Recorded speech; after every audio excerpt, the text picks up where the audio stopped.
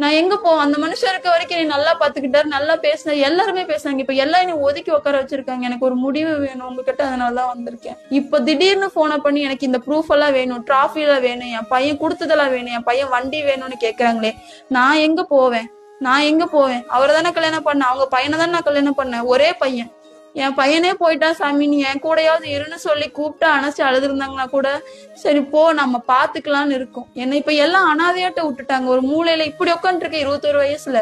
என் வீட்டுல அதுங்க இருக்காதான்? நான் அதைத்தானே கேக்குறேன். நான் வந்துடுறேன், உங்க கூட நான் இருக்கேன், நான் உங்களுக்கு பிள்ளையா இருக்கேன், நான் சம்பாரிச்சு போடுறேன், உங்க பையன் இருந்து எப்படி பார்த்தானோ அந்த மாதிரி நான் பாக்குறேன்னு தானே கேக்குறேன்.